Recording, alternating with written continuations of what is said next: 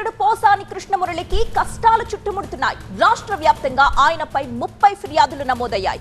Latest గా 3 జిల్లాలకు చెందిన పోలీస్ అధికారులు రాజంపేట జైలుకు వెళ్లారు. గుంటూరు జిల్లా నరసరావుపేట, అనంతపురం రూరల్, అల్లూరి సీతారామరాజు జిల్లా పోలీసులు పోసానిని తమకు అప్పగించాలి అని రాజంపేట జైలు అధికారులకు పీటీ వారెంట్స్ అందించారు. పోసానిని అప్పగిస్తే తీసుకువెళ్లడానికి వాహనాల్ని కూడా సిద్ధం చేసుకున్నారు. అయితే 3 జిల్లాల పోలీసులు ఒకేసారి రావడంతో ముందుగా పోసానిని ఎవరికి అప్పగించాలి అనే దానిపై రాజంపేట పోలీసులు ఉన్నతాధికారులతో చర్చించారు. నిబంధనలు పరిశీలించిన అనంతరం పోసానిని పల్నాడు జిల్లా నరసరావుపేట పోలీసులకు అప్పగించారు. వైద్య పరీక్షల అనంతరం పోసానిని నరసరావుపేటకు తరలించారు. వరుసగా కేసులు, పీటీ వారెంట్లు పోసానిని ఉక్కిరిబిక్కిరి చేస్తున్నాయి.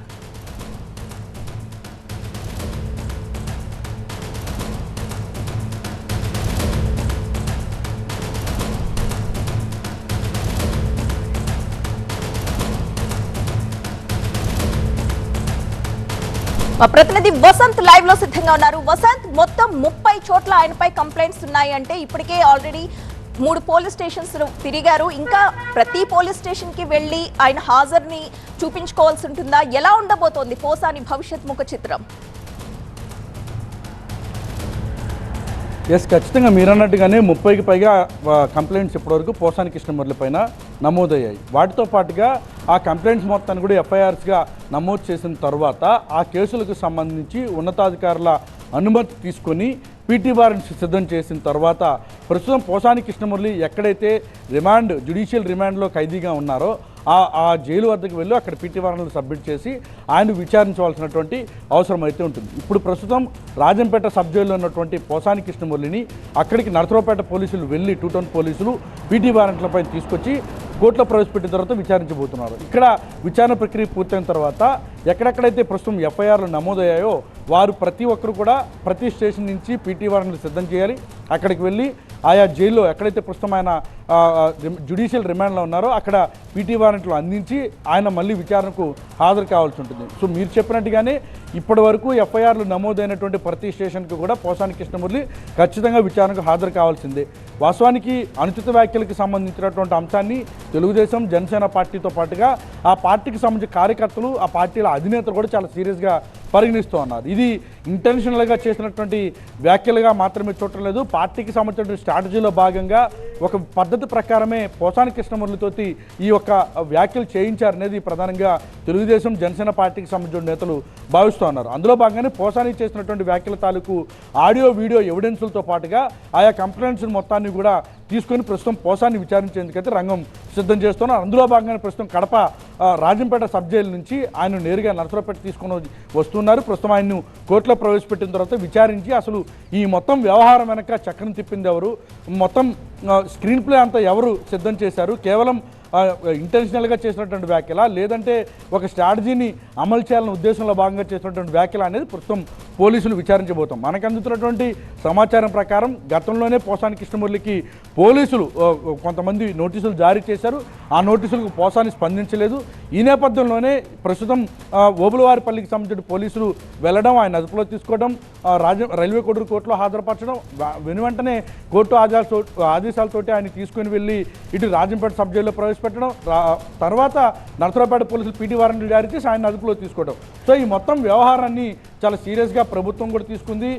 అధికారంలో ఉన్నటువంటి సందర్భంలో పోసాని కృష్ణమురళి చేస్తున్నటువంటి వ్యాఖ్యల తాలూకా అంశాలను సీరియస్గా పరిగణలో తీసుకున్న తర్వాత ప్రస్తుతం ఆయన అదుపులో తీసుకుని విచారణ అయితే చేస్తున్నట్టుగా మనకు చాలా స్పష్టంగా అర్థమవుతుంది. సో నరసరావుపేట పోలీసుల కంటే ముందుగా మరో 2-3 జిల్లాలకు సంబంధించిన పోలీసులు కూడా అక్కడికి వెళ్ళడాన్ని కూడా మనం చూడొచ్చు. ప్రస్తుతం ఆయన అయితే నరసరావుపేట పోలీసులు పీటీ వారెంట్పై తీసుకొచ్చి కోర్టులో ప్రవేశపెట్టబోతున్నారు. సెకండ్ ఎక్స్క్లూజివ్ వార్త. సీఎం రేవంత్ రెడ్డి 37వ ఢిల్లీకి వెళ్లారు. వారం రోజుల వ్యవధిలో ముఖ్యమంత్రి రేవంత్ ఢిల్లీకి వెళ్లడం ఇది రెండోసారి. 5 రోజుల క్రితమే ప్రధాని మోదీతో భేటీ అయిన రేవంత్ రెడ్డి తెలంగాణకు రావాల్సిన పెండింగ్ ప్రాజెక్టులపై చర్చించారు. ఆ సమావేశంలో ప్రధాని కూడా తెలంగాణ అభివృద్ధిపై సీఎం రేవంత్ కి కొన్ని సూచనలు చేశారు. ప్రధానితో భేటీ తరువాత ఇప్పుడు రేవంత్ మళ్లీ ఢిల్లీ వెళ్లి కేంద్ర మంత్రులను కలుస్తుండడం ప్రాధాన్యత సంతరించుకుంది. ఢిల్లీ పర్యటనలో ఉన్న సీఎం రేవంత్ రెడ్డి మంత్రి ఉత్తమ్ కుమార్ రెడ్డితో కలిసి కేంద్ర జలశక్తి శాఖ మంత్రి సిఆర్ పాటిల్తో సమావేశమయ్యారు. కృష్ణా జలాల్ని ఏపీ అక్రమంగా వాడుకుంటోందని కేంద్రం వెంటనే జోక్యం చేసుకోవాలని కోరారు. ఏపీ గేమ్ చేంజర్ గా భావిస్తున్న గోదావరి బనకచెర్ల ప్రాజెక్టుపై సీఎం అభ్యంతరం తెలిపారు. తెలంగాణలో ప్రాజెక్టుల స్థిరీకరణ తరువాతే ఏపీ చేపట్టే కొత్త ప్రాజెక్టులకు అనుమతులు ఇవ్వాలని కోరారు. సమ్మక్క సాగర్కి ఎన్ఓసి, సీతారామ ప్రాజెక్టు సహా తెలంగాణలోని పలు ప్రాజెక్టులకి అనుమతులపై కేంద్ర మంత్రితో చర్చించారు. ఆ తర్వాత కేంద్ర మంత్రి మనోహర్ లాల్ ఖట్టర్తో సీఎం భేటీగానున్నారు. ఇప్పటికే ప్రధాని నరేంద్ర మోదీతో చర్చించిన అంశాలపై మరొకసారి కేంద్ర మంత్రి ఖట్టర్తో రేవంత్ చర్చించనున్నారు. మూసీ పునరుజ్జీవం project, metro rail phase 2, regional ring road, regional ring railway ప్రాజెక్టులకు నిధుల విడుదలకి సహకరించాలని కోరబోతున్నారు రేవంత్ రెడ్డి. ఇక ఢిల్లీ పర్యటనలో సీఎం రేవంత్ కాంగ్రెస్ పార్టీ పెద్దల్ని కూడా కలిసే అవకాశం ఉంది. ఇప్పటికే ఎమ్మెల్యే కోటా, ఎమ్మెల్సీ ఎన్నికల నోటిఫికేషన్ విడుదలైన నేపథ్యంలో ఎమ్మెల్సీ అభ్యర్థులపై చర్చించే ఛాన్స్ ఉంది.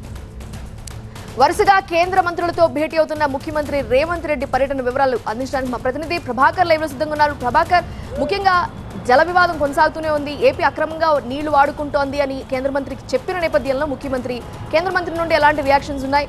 ఢిల్లీ పర్యటన వివరాలు చెప్పండి. రైట్, కొద్దిసేపటి క్రితమే కేంద్ర జలశక్తి మంత్రి సిఆర్ పాటిల్తో ముఖ్యమంత్రి రేవంత్ రెడ్డి, అట్లాగే ఇరిగేషన్ శాఖ మంత్రి ఉత్తమ్ కుమార్ రెడ్డి భేటీ అయ్యారు. చాలా సుదీర్ఘంగా జరిగింది. దాదాపు గంటకు పైగా ఈ భేటీ జరిగింది. ముఖ్యంగా తెలంగాణ ప్రభుత్వం ముందు నుంచి కూడా అడుగుతున్నటువంటి జల వివాదాలకు సంబంధించిన ఒక సొల్యూషన్ను తీసుకురావాలని సిఆర్ పాటిల్ని తెలంగాణ ప్రభుత్వం కోరింది. దానిలో భాగంగానే కృష్ణా డెల్టాకు సంబంధించి ఆల్రెడీ స్థిరీకరణ జరిగిపోయింది.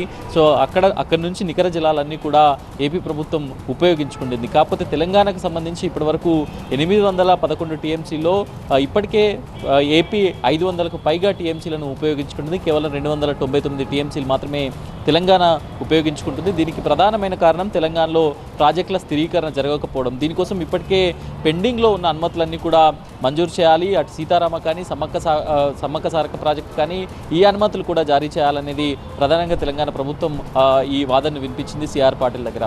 దాంతోపాటుగా కృష్ణా వాటర్కి సంబంధించి టెలిమెట్రీని పెట్టాలని ప్రపోజల్ ఎప్పటి నుంచో ఉంది. సో దానికి సంబంధించి అవసరమైతే టెలిమెట్రీ పరికరాలకు సంబంధించిన ఖర్చును తామే భరిస్తాం, తెలంగాణ ప్రభుత్వం భరిస్తుంది. టెలిమెట్రీని వెంటనే అమలు చేయాలి, టెలిమెట్రీ విధానాన్ని అమలు చేయాలంటూ తెలంగాణ ప్రభుత్వం కేంద్ర జలశక్తి శాఖ మంత్రిని కోరింది. దానికి చాలా సానుకూలంగా స్పందించారని కూడా ఉత్తమ్ కుమార్ రెడ్డి చెప్పారు. దాంతోపాటుగా కృష్ణాకు సంబంధించి ఇప్పటికే నాగార్జున సాగర్ నుంచి 10,000 క్యూసెక్లు తీసుకుపోతుంది తెలంగాణ ఏపీ ప్రభుత్వం అనే వాదన ఉంది. సో దాన్ని 5,000కు మాత్రమే పరిమితం చేయాలనేది కోరాము. దానికి కూడా సానుకూలంగా స్పందించారు అనేది ప్రధానంగా ఉత్తమ్ కుమార్ రెడ్డి చెప్పారు. సో మొత్తంకైతే జల వివాదాలను వెంటనే పరిష్కరించాలి, దీనికి ఒక సొల్యూషన్ తీసుకురావాలి అనే దానిపైనే ప్రధానికి ఆల్రెడీ వారం రోజుల ముందుగానే ప్రధానికి ఈ అంశాలన్నింటినీ వివరించారు. దాంట్లో భాగంగానే ఇప్పుడు జలశక్తి మంత్రి సిఆర్ పాటిల్కు వివరించిన దాంట్లో కూడా ఈ అంశాలనే ప్రధానంగా ప్రస్తావించారు. ఒకటి, కృష్ణా డెల్టాకు సంబంధించిన నీటి వివాదాలు, 2 గోదావరి ప్రాజెక్టులపైన కడుతున్న ప్రాజెక్టులకు అనుమతులు, దాంతోపాటుగా గోదావరి నికర జలాలకు సంబంధించిన ఆయకట్టు స్థిరీకరణ, ప్రాజెక్టుల స్థిరీకరణ జరగాలి అనేది ప్రధానంగా వాదించారు. ఇక ఢిల్లీ పర్యటనకు సంబంధించి ఈరోజు సిఆర్ పాటిల్ని కలిసిన తర్వాత మనోహర్ లాల్ ఖట్టర్, పట్టణాభివృద్ధి శాఖ మంత్రిగా ఉన్నారు, మనోహర్ లాల్ ఖట్టర్ని కూడా సీఎం అట్లాగే ఉత్తమ్ కుమార్ రెడ్డి కలవబోతున్నారు. దాని తర్వాత ఏఐసిసి పెద్దలను కూడా కలిసే అవకాశం ఉంది. రాష్ట్రంలో 5 ఎమ్మెల్సీ స్థానాలకు సంబంధించిన షెడ్యూల్ విడుదలవుతున్న నేపథ్యంలో సో దానికి సంబంధించి కూడా పార్టీ యాక్టివిటీస్కి సంబంధించి అట్లాగే క్యాండిడేచర్కి సంబంధించి కూడా ఒక స్పష్టత రావాల్సి ఉన్న నేపథ్యంలోనే అటు పార్టీ వ్యవహారాలు ఇటు ప్రభుత్వ వ్యవహారాలు రెండు కూడా బ్యాలెన్స్ చేస్తున్నారు. ప్రధాని మోడీ అపాయింట్మెంట్ కూడా అడిగినట్టుగా తెలుస్తుంది. వీలైతే రేపు ప్రధాని మోడీతో కూడా భేటీ అయ్యే అవకాశం అయితే కనిపిస్తుంది. Right Prabhakar. Right, moving on to the next topic. Nizamabad జిల్లాలో పసుపు బోర్డు ఏర్పాటు చేయడంతో ఖమ్మం జిల్లాలో మిర్చి బోర్డు ఏర్పాటు చేయాలన్న డిమాండ్ తెరపైకి వచ్చింది. ఖమ్మం కలెక్టరేట్ ఎదుట అఖిలపక్ష నేతలు ధర్నా చేశారు. ఖమ్మంలో మిర్చి బోర్డు ఏర్పాటు చేయాలని డిమాండ్ చేశారు. క్వింటాలుకు 25,000 రూపాయలు మద్దతు ధర ఇవ్వాలని, మిర్చి రైతుల సమస్యలపై కమిటీ వేయాలని కోరుతున్నారు. అలాగే మిర్చి రైతుల తరఫున బీఆర్ఎస్ పోరాడుతుందన్నారు ఆ పార్టీ ఎమ్మెల్సీ తాత Madhu.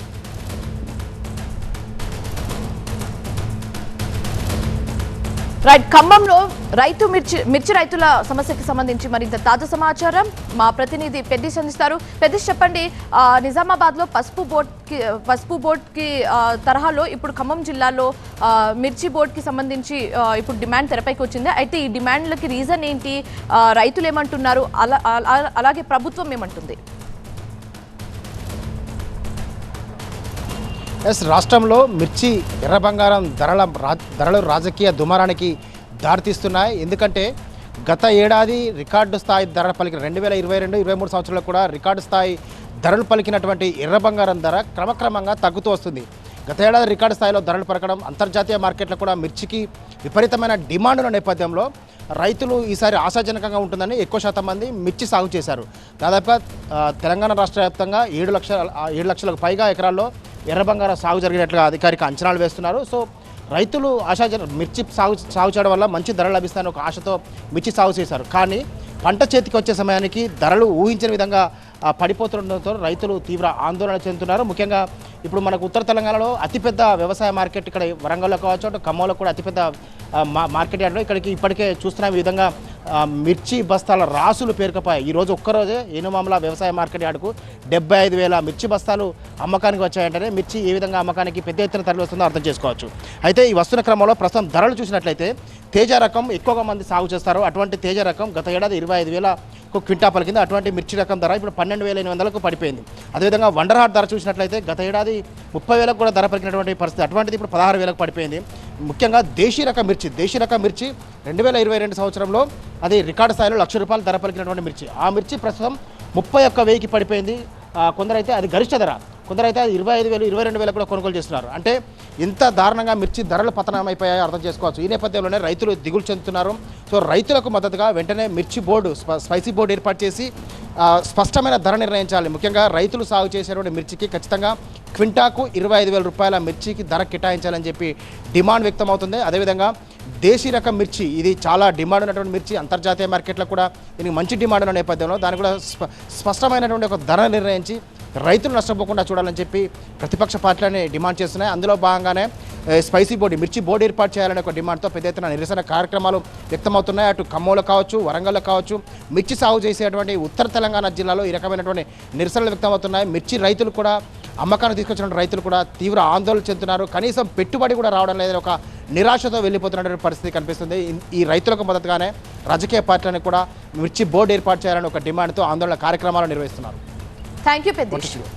Coming to fourth news, SLBC టన్నెల్లో రెస్క్యూ ఆపరేషన్ 10వ రోజు కూడా కొనసాగుతోంది. 8 మంది ఆచూకీ కోసం రెస్క్యూ టీమ్స్ నాన్ స్టాప్ గా గాలిస్తున్నాయి. బోరింగ్ మిషన్ విడిభాగాలను గ్యాస్ కట్టర్స్ తో కట్ చేస్తున్నారు ఎన్డీఆర్ఎఫ్, రైల్వే సిబ్బంది. జీపీఆర్ మిషన్ తో బురద ప్రాంతాల్లో స్కానింగ్ సైతం చేస్తున్నారు. జీపీఆర్ ఆధారంగా 8 లొకేషన్స్ ని గుర్తించి తవ్వకాలు చేపట్టారు. అయితే తవ్వకాలకి ఊట నీరు అడ్డంకిగా మారింది. కన్వేయర్ బెల్ట్ పునరుద్ధరణకి అధికారులు ప్రయత్నిస్తున్నారు.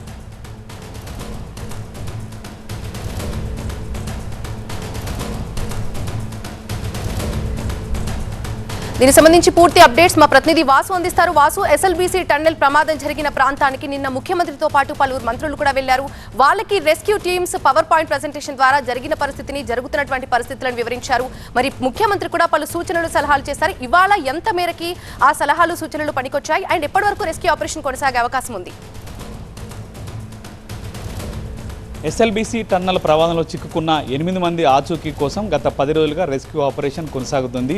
ఈరోజు ఉదయం నుంచి కూడా దాదాపు ఇటు ఎన్డీఆర్ఎఫ్, ఎస్డీఆర్ఎఫ్, ఇండియన్ ఆర్మీ, సింగరేణితో పాటు మరికొన్ని 11 కంపెనీల ఏజెన్సీస్ దాదాపు 10 రోజులుగా ఈ రెస్క్యూ ఆపరేషన్లో పాల్గొంటున్నాయి. ఈ నేపథ్యంలోనే ఇటు ఈరోజు రెస్క్యూ ఆపరేషన్ వెళ్ళిన నేపథ్యంలో పూర్తి స్థాయిలో అవాంతరాలు ఏర్పడినట్టుగా తెలుస్తోంది. ఇటు ఎక్కడైతే జీపీఆర్ మిషన్, ఎక్కడైతే రాడారు 8 చోట్ల ఈ తవ్వకాలను గుర్తించాయో అక్కడ తవ్వకాలు చేస్తున్న నేపథ్యంలో అక్కడి నుంచి నీరు పైకి ఒక్కసారిగా ఉబికి వస్తున్న నేపథ్యంలో రెస్క్యూ ఆపరేషన్కి పూర్తిగా ఇబ్బంది తలెత్తుంది. ఇటు కార్మికులు ఎక్కడైతే రెస్క్యూ ఆపరేషన్కి సంబంధించిన టీమ్స్ కావచ్చు అక్కడ తవ్విన నేపథ్యంలో వెంటనే నీరు వచ్చడంతో నీరును మళ్ళీ బయటికి పంపించి వేసినప్పటికీ పాతాళ గంగలాగా వాటర్ వస్తున్న నేపథ్యంలో తీవ్రంగా శ్రమించాల్సిన పరిస్థితి నెలకొంది. డీవాటరింగ్ సిస్టమ్ ద్వారా భారీ మోటార్లు ఏర్పాటు చేసి బయటికి వాటర్ పంపింగ్ చేసినప్పటికీ కూడా పూర్తి స్థాయిలో వాటర్ ఉబికి వస్తున్న నేపథ్యంలో ఆటంకం ఏర్పడుతున్న పరిస్థితి నెలకొంది. మరోపక్క టన్నల్ బోరింగ్ మిషన్కి సంబంధించి విడిభాగాలు చెల్లాచెదురుగా పడ్డాయి. సో ఇప్పటికే చాలా మటుకు దాన్ని గ్యాస్ కట్టర్తో కట్ చేశారు. ఈ నేపథ్యంలో బయటికి తరలించారు. కానీ కొన్ని చోట్ల లోపలికి వెళ్లేందుకు పూర్తిగా ఇబ్బంది అవుతుంది. అక్కడ హెవీ మెటల్ ఉన్న నేపథ్యంలో కట్ చేయడానికి తీవ్రంగా శ్రమించాల్సి వస్తుంది రెస్క్యూ టీమ్స్. ఈ నేపథ్యంలోనే లోపల ఉన్న బురదని, బండరాలను బయటికి తీసుకురావాలంటే సహాయక చర్యలు మరింత ముమ్మరం చేయాల్సిన అవసరం అయితే స్పష్టంగా కనిపిస్తోంది. ఇటు ప్రొక్లైన్కి సంబంధించి ప్రొక్లైన్ లోపలికి వెళ్ళాలంటే మొదటగా ఈ టన్నల్ బోరింగ్ మిషన్కి సంబంధించిన పార్ట్స్ కొన్ని అడ్డుగా ఉన్నాయి. సో ముందుగా ఆ పార్ట్స్ని తొలగించిన తర్వాత జేసీపీ కనుక లోపలికి వెళ్తే ఉన్న బురదని, అక్కడ ఉన్న మట్టితో పాటు బండరాలను బయటికి తీసుకొస్తే రెస్క్యూ ఆపరేషన్ తొందరగా ముగిసే అవకాశం కనిపిస్తుందంటే ఇప్పటికే ఇటు రెస్క్యూ బృందాలు కొలిక్కి వచ్చాయి. ఈ నేపథ్యంలో దానికి సంబంధించినట్టుగానే కార్యాచరణ రూపొందించుకుంటున్నారు. మరోపక్క కన్వేర్ బెల్ట్కి సంబంధించి కన్వేర్ బెల్ట్ని రీస్టార్ట్ చేయడం కోసం ఇది అధికారులు ముమ్మర కసరత్తు చేస్తున్నారు. ఇటు సింగరేణితో పాటు జేపీ కంపెనీ గ్రూప్కి సంబంధించిన ఇంజనీర్లు అందరూ కూడా ప్రస్తుతం లోపల ఉన్నారు. వాళ్ళందరూ కూడా ఆ కన్వేర్ బెల్ట్ని ఏ విధంగా స్టార్ట్ చేయాలన్న కోణంలో ఎంక్వైరీ చేస్తున్నారు. దానికి సంబంధించిన కొంతమంది నిపుణుల్ని కూడా పూణే నుంచి పిలిపించారు. మరికొద్ది సేపట్లో కన్వేర్ బెల్ట్ స్టార్ట్ చేస్తామంటూ కూడా అధికారులు చెప్తున్న పరిస్థితులకు ఉంది. మొత్తానికి ఎస్ఎల్బీసీ టన్నల్లో చిక్కున్న 8 మంది కోసం రెస్క్యూ ఆపరేషన్ అయితే కొనసాగుతుంది. Right, thank you Vasu, thanks for the updates. ఇక టీమిండియా కెప్టెన్ రోహిత్ శర్మ గురించి కాంగ్రెస్ నాయకురాలు చేసిన ట్వీట్ దేశవ్యాప్తంగా చర్చనీయాంశంగా మారింది. కెప్టెన్ రోహిత్ శర్మ ఫిట్నెస్ విషయంలో బీజేపీ కౌంటర్ అటాక్ తో ఒక్కసారిగా రాజకీయం వేడెక్కింది. షామా మహమ్మద్ చేసిన ట్వీట్ పై అటు సోషల్ మీడియాలో విమర్శలు, ఇటు బీజేపీ నేతల కౌంటర్లతో ఫిట్నెస్ పాలిటిక్స్ పీక్స్ కు చేరాయి. ప్లేయర్ ఫిట్నెస్ గురించి మాత్రమే చెప్తూ ఆ ట్వీట్ చేశానన్నారు కాంగ్రెస్ నాయకురాలు షమా మహమ్మద్. అది బాడీ షేమింగ్ కాదని, ఆటగాళ్లు ఫిట్ గా ఉండాలని తాను నమ్ముతానన్నారు. See, it was just a generic tweet about a fitness of a sports person. It is not body shaming. It's about the fitness of a sports person. I always believe a sports person has to be fit. So I felt he's a bit overweight and I just tweeted on that. Shama Mohammed comments పై BJP strong counter ఇచ్చింది. ప్రస్తుతం జరుగుతున్న champions ట్రోఫీలో వరుసగా మ్యాచ్లు గెలుస్తున్నామని, పాకిస్తాన్ ని కూడా ఓడించామని BJP నేత షేసాద్ పూనావాలా గుర్తు చేశారు. రాహుల్ గాంధీ నాయకత్వంలో 93 ఎన్నికలు ఓడిపోయిన కాంగ్రెస్ పార్టీ రోహిత్ శర్మ కెప్టెన్సీ గురించి మాట్లాడడంపై ఆగ్రహం వ్యక్తం చేశారు. In the Champions Trophy, we are now winning match after match. We have got an unbroken record and we have also defeated Pakistan. Maybe that is why Congress is feeling hurt. And who is talking about captaincy? Rahul Gandhi under his captaincy has led Congress to 93 defeats. That captaincy is good. When Rahul Gandhi gives you 6 ducks in Delhi consecutively, that captaincy is good. And Rohit Sharma, under whose captaincy we have won the T20 World Cup, Asia Cup, in Champions Trophy we are doing very well. You are questioning his captaincy. ఇక Shama Mohammed tweet పై BCCI కూడా ఆగ్రహం వ్యక్తం చేసింది. కీలక tourney మధ్యలో ఉన్నప్పుడు ఇలాంటి వ్యాఖ్యలు చేసి ఉండాల్సింది కాదని, వ్యక్తిగత ప్రచారం కోసం కామెంట్స్ చేయడం మానుకోవాలని సూచించింది.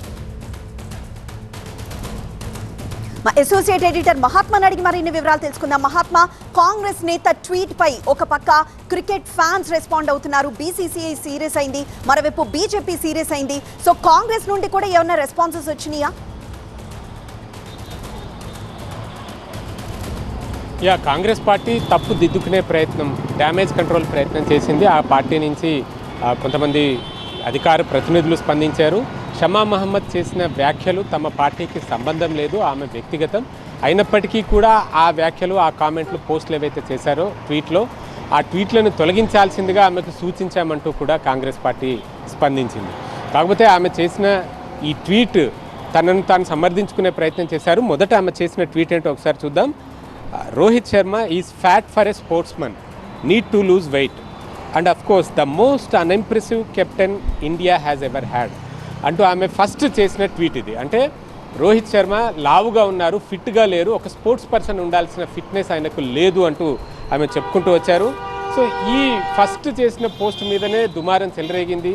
దాని మీద నెటిజన్లు, స్పోర్ట్స్ లవర్స్, అలాగే భారతీయ జనతా పార్టీకి చెందిన నేతలు వెనువెంటనే స్పందించి దాన్ని వైరల్ చేయడం మొదలుపెట్టారు, ఆమెను ట్రోల్ చేయడం మొదలుపెట్టారు. ఇది ఖచ్చితంగా బాడీ షేమింగే, ఒక స్పోర్ట్స్ పర్సన్ని అవమానించడమే, అందులోనూ వరుసగా విజయాలు సాధించి పెడుతూ విజేతగా నిలుస్తున్న టీమిండియా కెప్టెన్ని అవమానపరచడమేనంటూ బీజేపీ నేతలు కౌంటర్ అటాక్ చేయడం మొదలుపెట్టారు.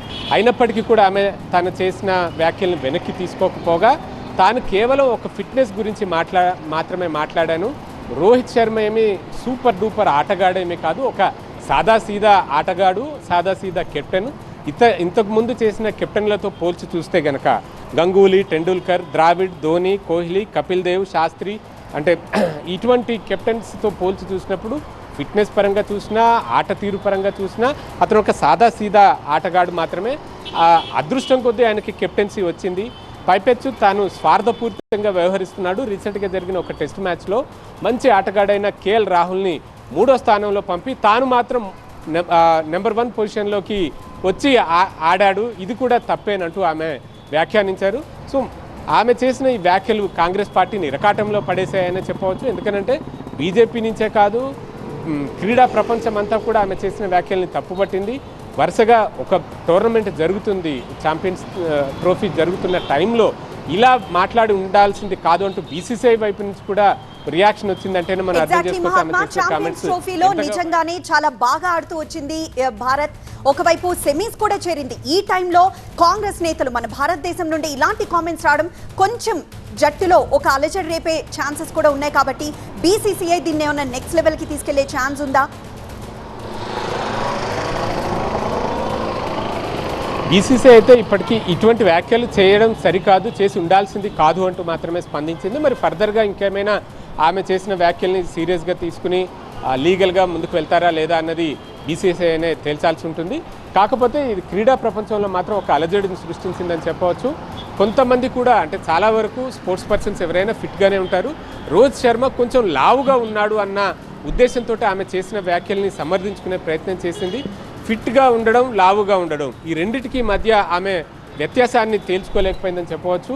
ఆయన లావుగా ఉన్నాడు కాబట్టి ఫిట్గా లేడు, కెప్టెన్సీకి అనర్హుడు, ఆటగాడుగా అనర్హుడు అన్న ఒక ఉద్దేశం వచ్చేలాగా ఆమె చేసిన ఈ ట్వీట్ ఇప్పుడు ప్రకంపనలు సృష్టిస్తుందనే చెప్పవచ్చు. పైపెచ్చు తన ట్వీట్ ఏమాత్రం తప్పు లేదు, ఫిట్నెస్ గురించి మాత్రమే మాట్లాడాను, క్రీడాకారుడు ఫిట్గా ఉండాలని కోరుకోవడంలో ఏం తప్పు ఉంది అంటూ ఆమె సమర్థించుకొచ్చే ప్రయత్నం కూడా చేశారు. సో మొత్తంగా అయితే ఇది రేపు సెమీఫైనల్స్ జరుగుతున్న తరుణంలో షమా మహమ్మద్ చేసిన ఈ ట్వీట్ పెద్ద దుమారాన్నే రేపుతుందని చెప్పవచ్చు.